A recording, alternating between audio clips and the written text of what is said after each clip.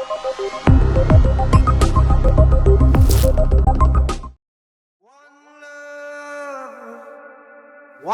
heart, let's get together and feel alright.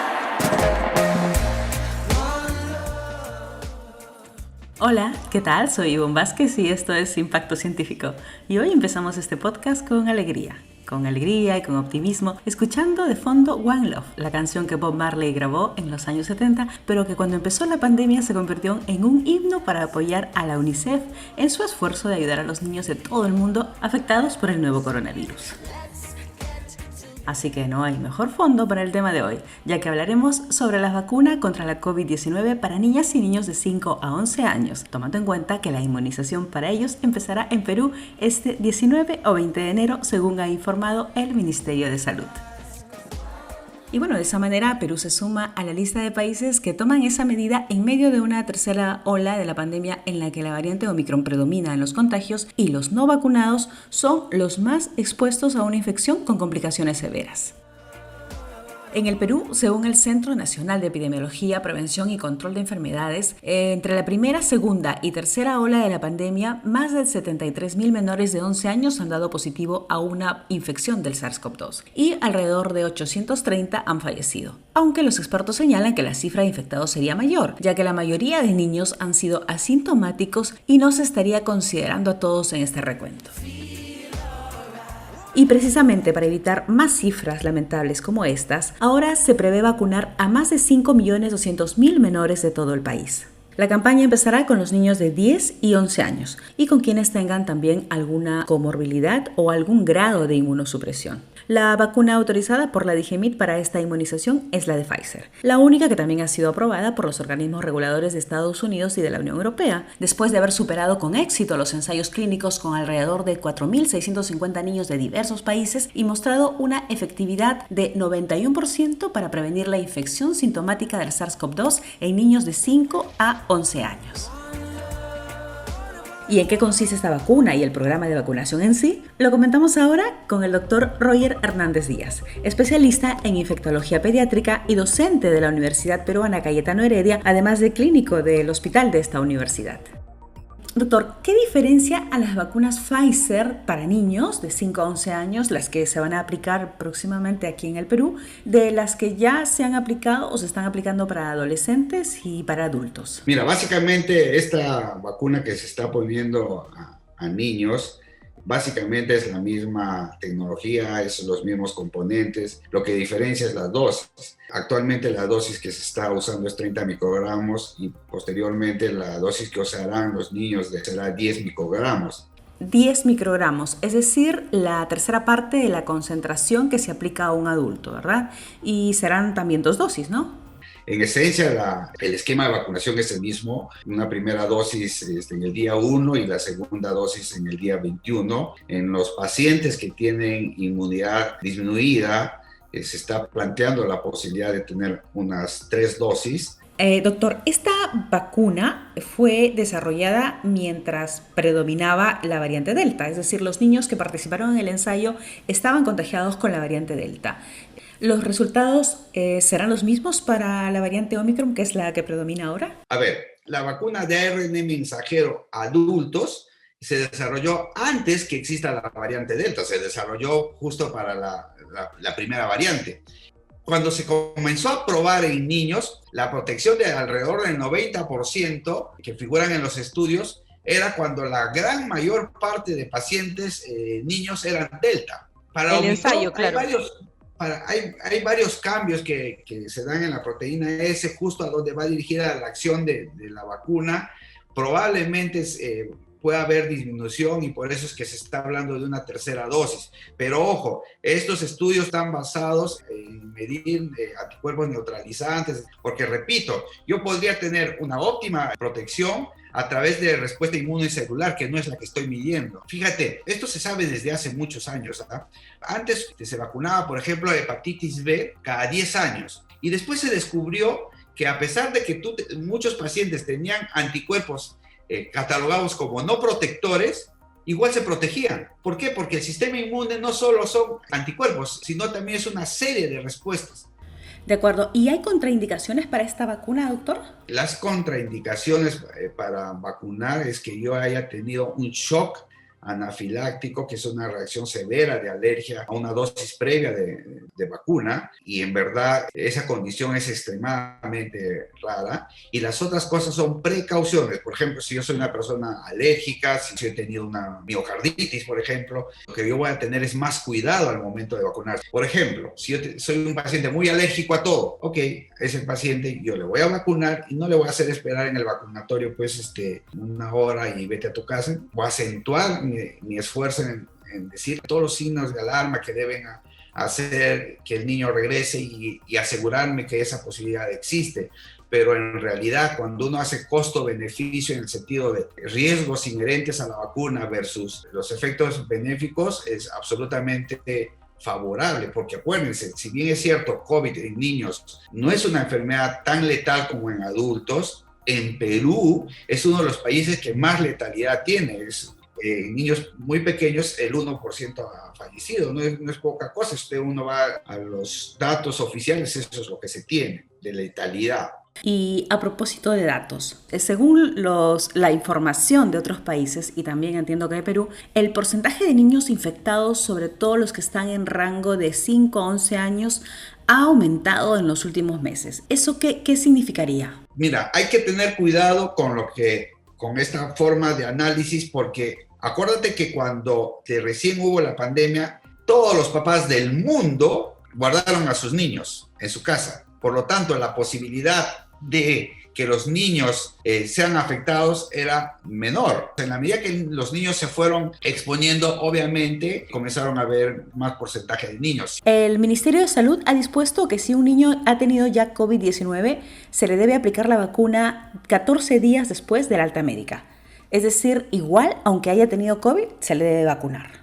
Sí, se tiene que vacunar ese niño, porque acuérdate que esta es una cosa también bien interesante. Históricamente, cuando tú tenías una enfermedad, tenías más anticuerpos que las vacunas. O sea, los anticuerpos de memoria ofrecidos por la enfermedad te daba mayor en número y en protección que la misma vacuna. Sorprendentemente para esta enfermedad, resulta que la vacuna, por lo menos demostrada para ARN mensajero, la vacuna te da más células neutralizantes que la misma enfermedad. Esto es una cosa que cambian nuestros paradigmas. Y además, las personas se están infectando por variantes diferentes. Por lo tanto, el punto es que se tienen que vacunar.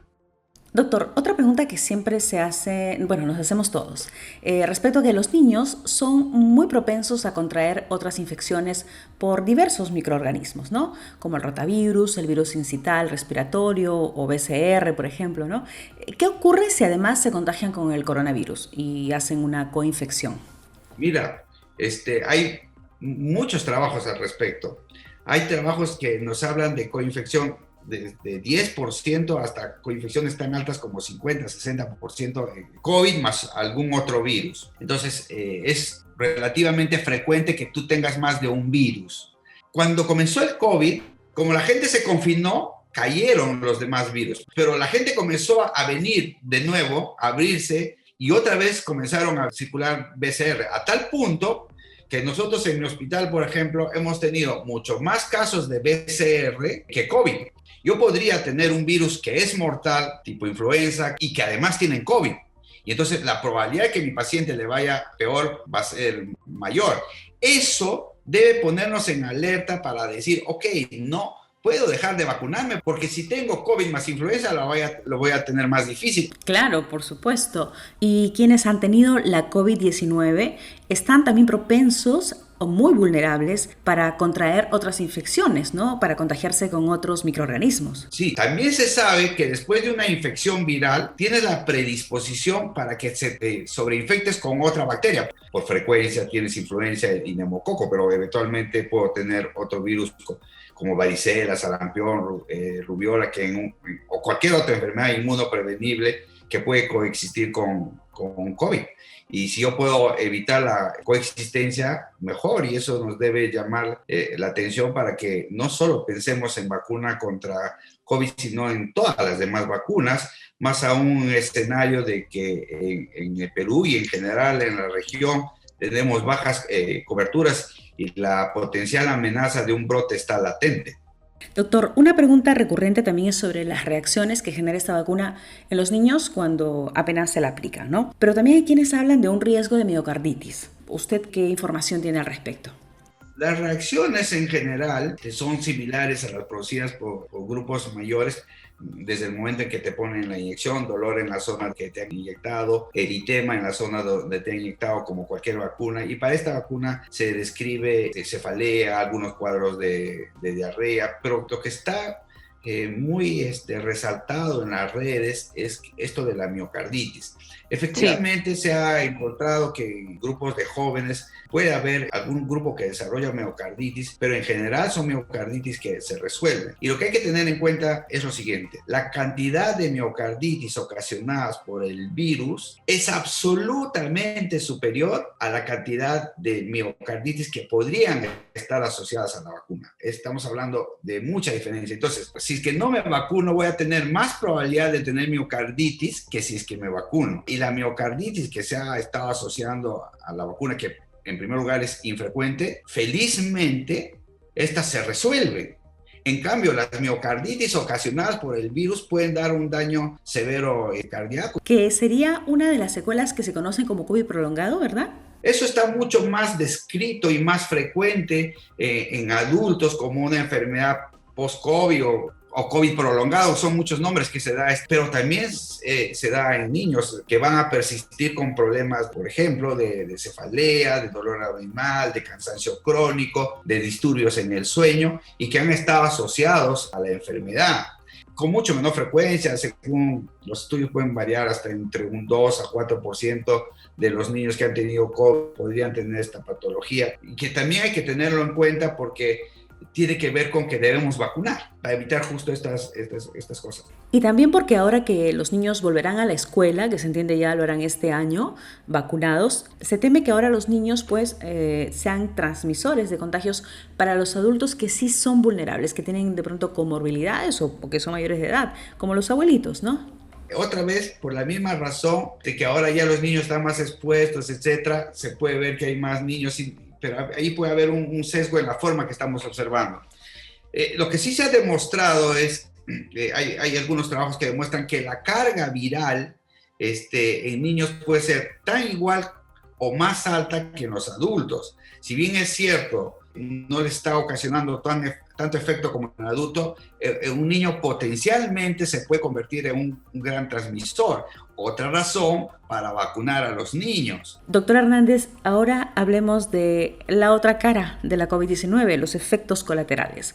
Usted, como pediatra, ¿qué información tiene sobre estos puntos? Por ejemplo, sobre la salud mental de los chicos, ¿no? Y la educación. El impacto tremendo de no ir al colegio es altísimo, el daño en la educación es altísimo, sin considerar los daños mentales que ocasionan no estar interactuando con niños. De hecho, mira, si tú ves las prevalencias de ansiedad, depresión, antes de COVID estabas hablando en niños de 10, 15%, y ahora tenemos cifras de 30, 40%, porque el colegio es un sitio donde establece relaciones, donde en realidad tu salud mental mejora, sin considerar que tenemos mucho más chiquitos obesos. Tú hablas con cualquier pediatra y te va a decir, oye, los chiquitos, bueno, los adultos también, hemos subido un montón de peso. Y cuando tú haces el desarrollo de tu niño, claramente su flexibilidad muscular, todo ha variado y nadie está viendo eso. Pero la parte mental, el impacto de no tener 2 años de educación es muy alto. Hay gente que nunca más va a volver a recuperar esos años perdidos, sin considerar que mucha gente que va al colegio deja de ser un trabajador, deja de tener violencia familiar, deja de tener abusos, etc. Este es un problema muy grave que creo que no se está tomando con la suficiente importancia. Cerrar el colegio, mira, Perú y unos pocos países más, el resto ya abrió hace meses. Bueno, doctor, confiemos en que los padres o los apoderados de los niños sean responsables y los lleven a los centros de vacunación, ¿no? Que, por cierto, la mayoría entiendo que serán colegios, así que de paso se van mentalizando ya para volver a clases pronto. Y acá las personas deberían confiar un poco en sus médicos, en sus pediatras. Los pediatras amamos a los niños, por eso somos pediatras. Hacer correr un riesgo a un niño, a la persona más vulnerable, por algún interés sería una locura. Podría haber y algún pediatra, pero 10, 100, 1000, todos los pediatras del mundo, no, tenemos que confiar en las personas, en nuestros pediatras, si no, no daríamos esas recomendaciones. Get together and feel alright. Después de lo dicho por el doctor Roger Hernández, ¿qué más podemos agregar?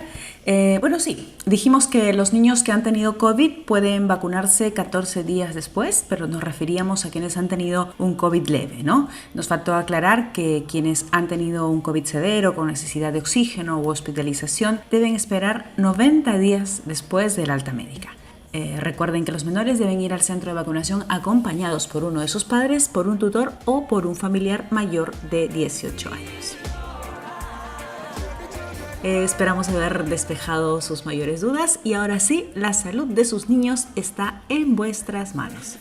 A seguir cuidándonos y hasta la próxima.